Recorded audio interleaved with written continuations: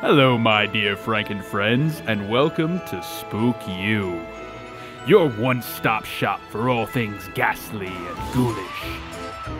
I'm your host, Barnabas Vixen. How horrible of you to join us. Curl up, invite your friends, and by all means, make sure those lights are out.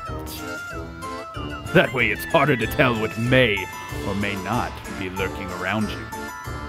There's nothing like a good mystery, am I right?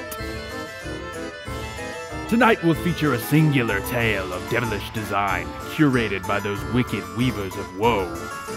And without further ado, allow me to pass the reins on over to our vivacious voiceover virtuoso, Trey Falco, for tonight's sinister story. Please keep all limbs inside covers at all times. We wouldn't want anything to go missing now, would we?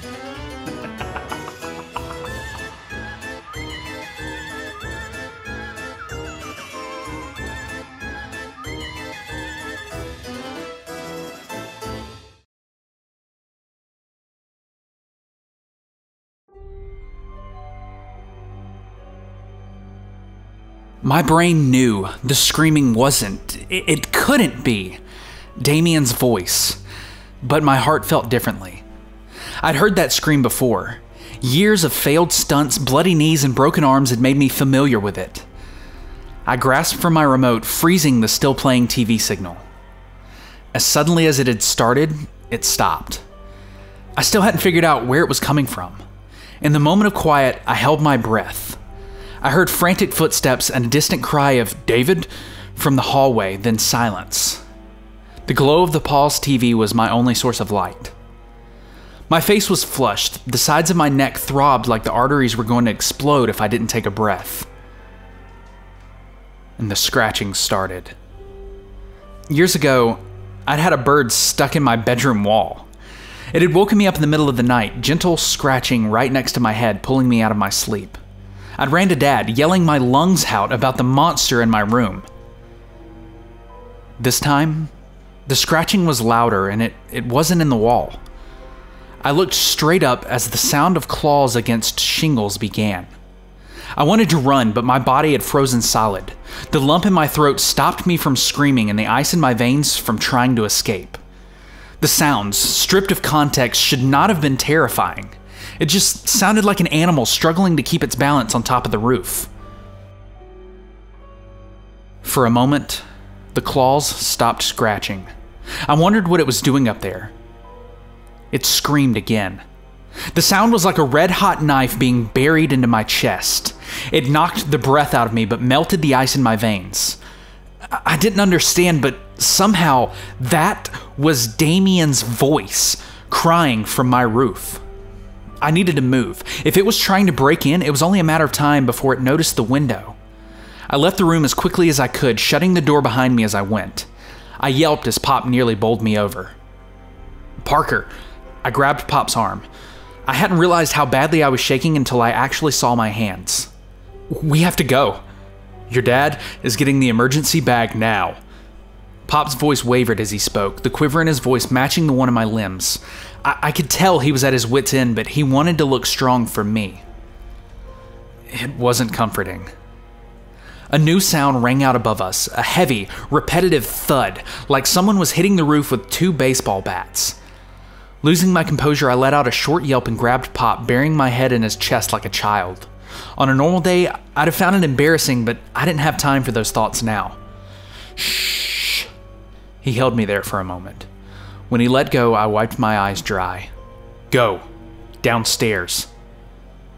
I was in no mood to argue. Melissa and Dad stood by the door, already ready to go. Dad was stoic. He hid his emotions better than Pop, but the way his eyes darted around gave his fear away. Melissa said nothing. She was swaying very slightly from side to side. I thought she might have been in shock. The van wasn't far from the door, but getting there was still risky. Still, I think we all knew that we needed to drive if we wanted to have even the slightest chance of survival. There was nowhere good to hide here. Dad would go first. He had the best chance of making it to the van and unlocking the doors. Once it was open, the rest of us would go all at once to join him. He kissed Pop on the forehead and then opened the door. Watching Dad through the window made me feel like a lonely little kid, vulnerable, confused, terrified. I automatically held my breath as he ran, as if exhaling too loud would break a spell, put him at risk. He made it. My relief was only momentary as another scream sounded from the top floor, followed by the shattering of glass. It was in the house now. Without discussion, we took that as our cue to leave. My feet hit the pavement of the driveway hard, and I almost couldn't open the van's door thanks to the sweat coating my hands. Melissa was the last to get in, joining me in scrambling into the back row of seats out of habit. Before the door was even shut, Dad had started to back quickly out of the driveway. Another scream rang out. I scrunched up my face, closing my eyes as tight as I could. It was agonizing to hear Damien's voice coming from that beast. We had just started down the road when Melissa grabbed my hand. She squeezed it tightly and I gingerly opened my eyes. I thought she needed emotional support or something. I know I certainly did. But her grip got tighter, to the point where her nails dug into my skin. Ow! Hey! Melissa turned and with her other hand, pointed out the back window. Hello, listener. Barnabas here, and I'd like to take a moment to talk to you about something that's very near and dear to our hearts here at Spookyou. Blood. That succulent scarlet, the crimson cascade of delicious viscera.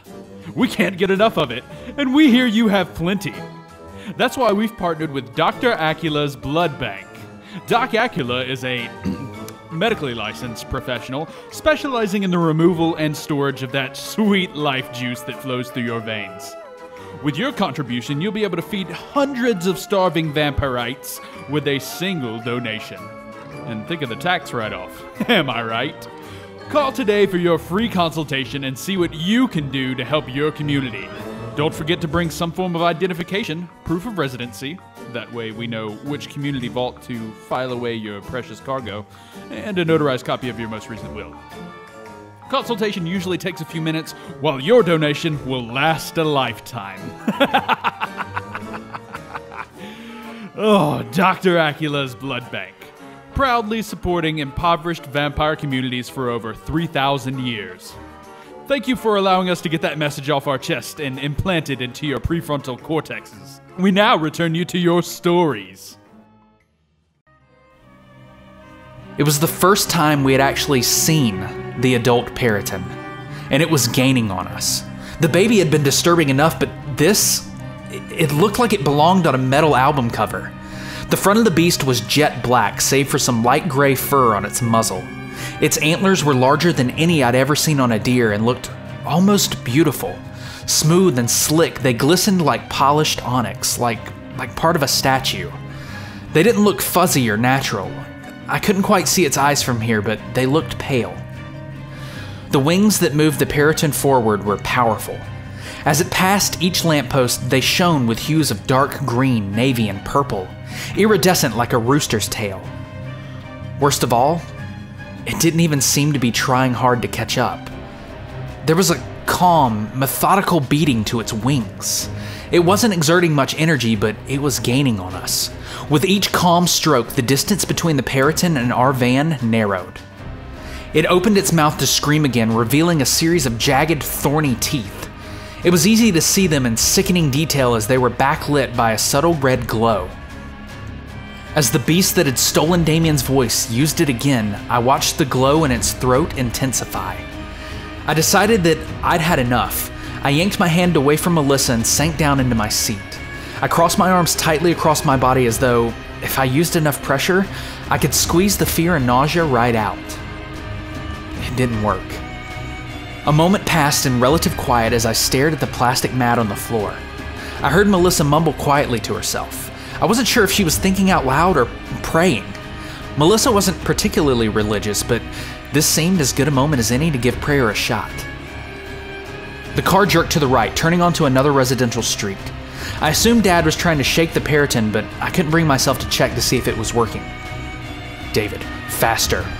I glanced up at the front passenger seat to see Pop staring out the back window, his voice shaking. David, we have to. The ending of Pop's sentence was lost in a cacophony of screaming.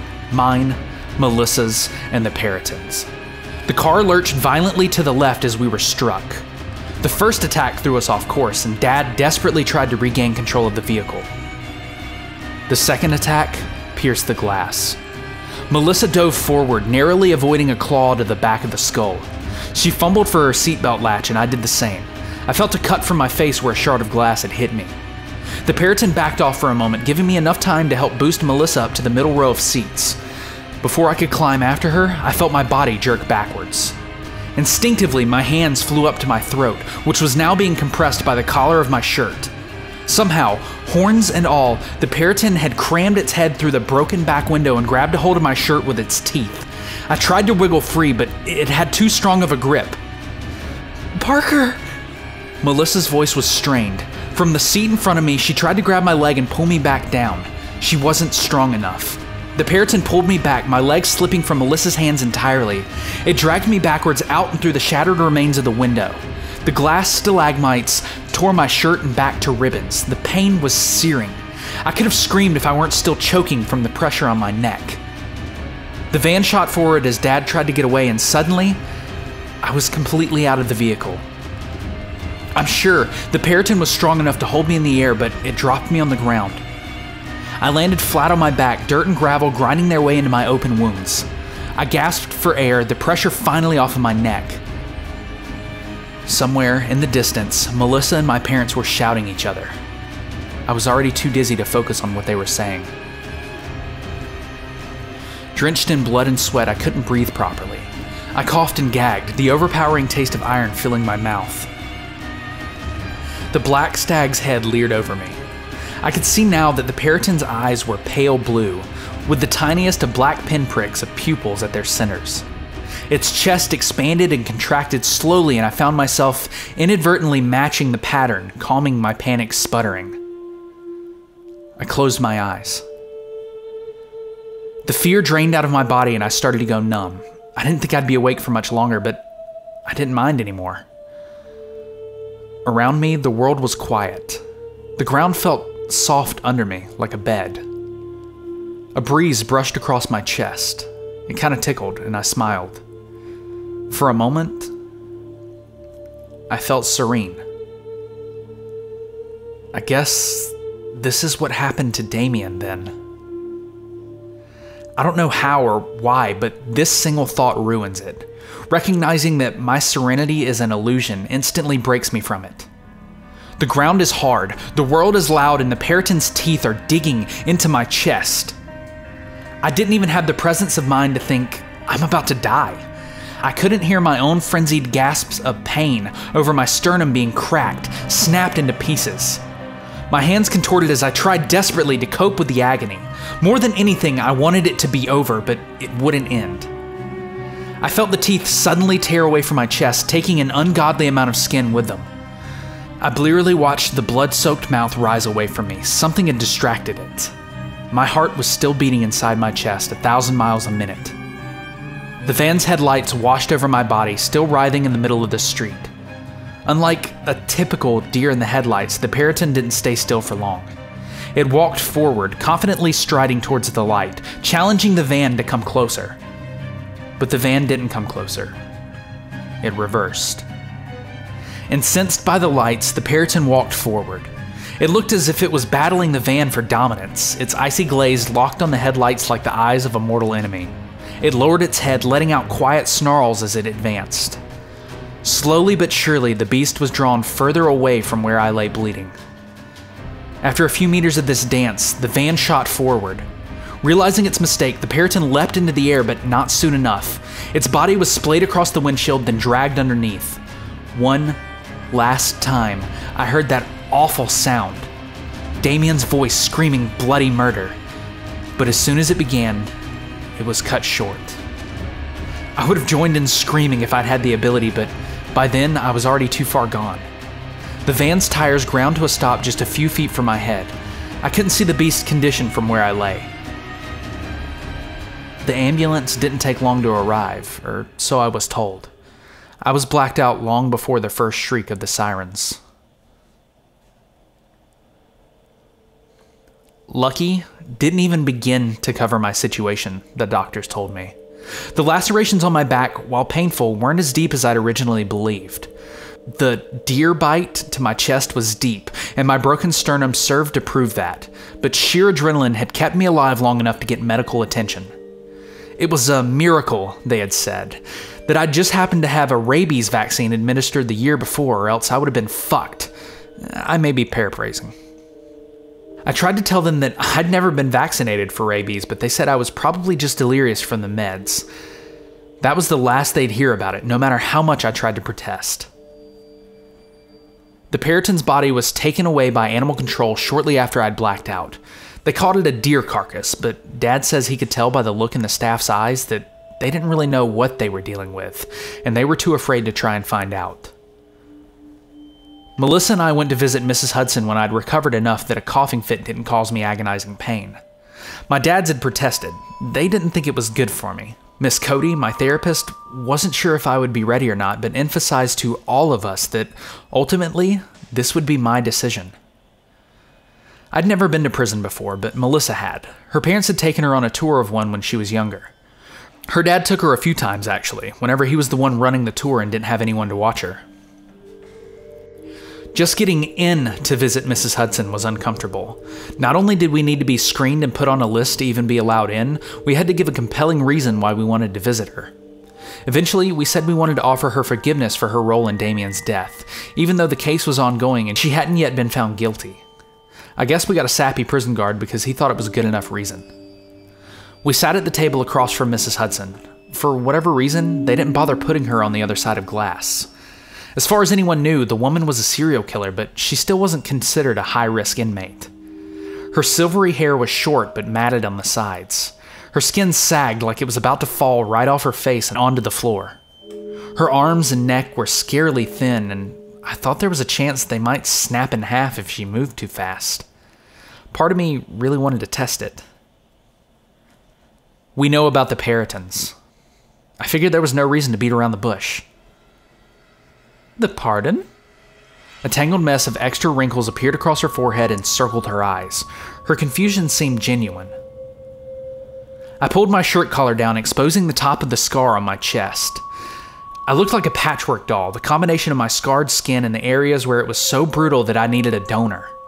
It didn't look like a bite mark exactly, but I knew for a fact that Hudson would know how I got it. The guard in the corner furrowed his brow and looked like he was about to walk over to us, so I let it go. He stopped. Oh. Mrs. Hudson's face split into a smile, showing off her few remaining teeth. Her face was more fit for a bingo winner than a murderer. My dear friends. I call them that because, yeah, I get it. Cute. Melissa didn't laugh at what Mrs. Hudson apparently thought was a very clever comment. We all lapsed into a deeply uncomfortable silence. I couldn't bring myself to be the one to break it. It is truly shameful, you know. Mrs. Hudson looked mournfully down at the table. She sighed, a twinge of softness to her voice. You see, I did all I could to try and limit the unpleasantness of it all. Unconsciously, I shifted closer to Melissa. Explain. I went with folks who weren't likely to make the news and all that. She paused, thinking of a way to put it delicately. Now, at first, I'd just let the deer help themselves, but that was before the baby. Either of you ever have a dog? Melissa shook her head, but I just stared. The thing with some animals is that they just don't know when to stop. Dogs are just awful for it. You leave a bag of kibble on the floor and they'll just go to town. Deer are the same way. If we go out to get them some food, once they've started, they're liable to just keep eating, and that's not healthy. So, responsible pet owner that I am, I train them to back off. They'll do whatever it is they do to calm the person down. Then I'd take what we needed and put it away for later. It was cleaner when I did it anyway. I tried to push the image of Mrs. Hudson lovingly hand-feeding a human heart to the PeriTune out of my head, but it wouldn't leave. It made me lightheaded. The confidence I had walking into the prison had completely evaporated. It was all I could do to keep breathing steadily. We'd come here for answers, but now all I wanted was to tell her to stop talking. Your boy was different, though. When he broke in, he spooked the deer. I wasn't down fast enough to stop it getting into him the old-fashioned way. I heard a slight gasp from Melissa next to me. Even though we'd already known, it was hard to hear. I made the deer drop it. They respect me pretty well by now, but it had mangled him something fierce by then. I just couldn't stop him, though. She smiled fondly as she spoke. I knew Liz Allen from church. Sweet lady. I don't want her to worry over nothing. I looked over to the guard. Clearly, his mind was somewhere else. The fact that he wasn't paying attention to this conversation mattered little, considering the video camera mounted on the wall. Everything Mrs. Hudson said was caught on tape. She had to know that.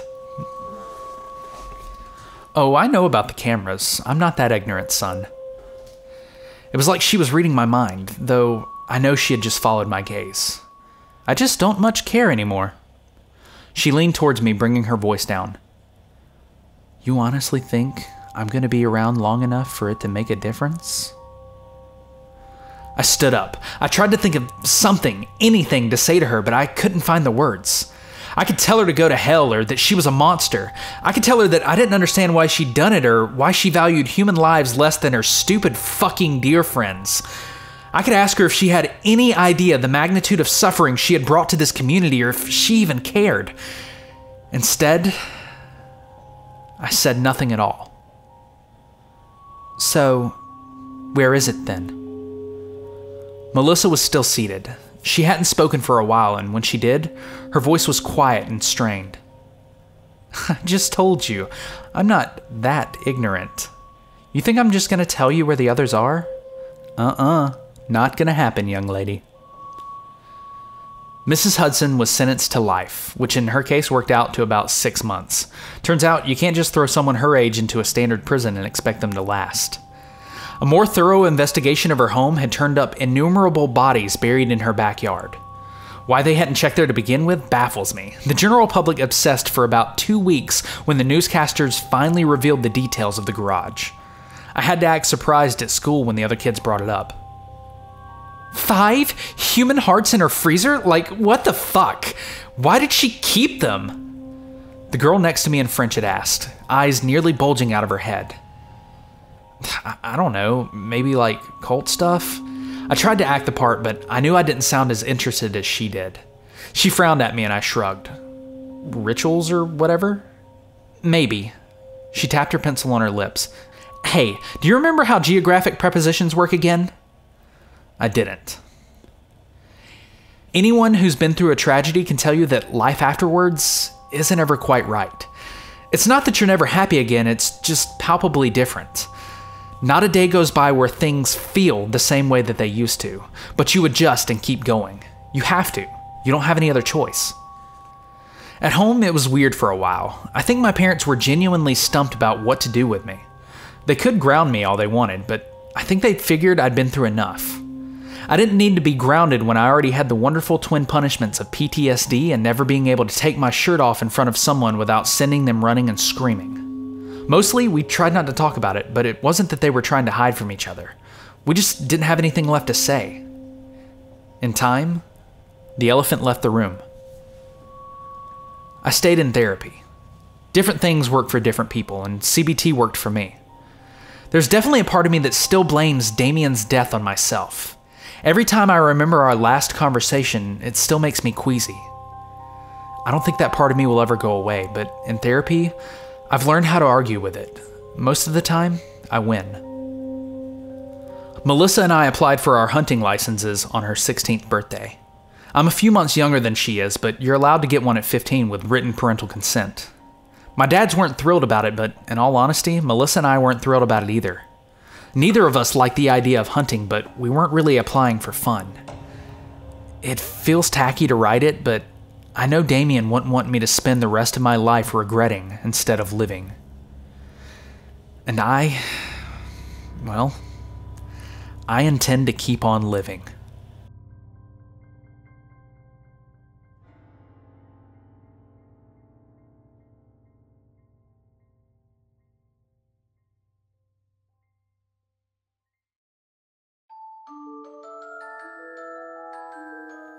Welcome back, my darling deviants.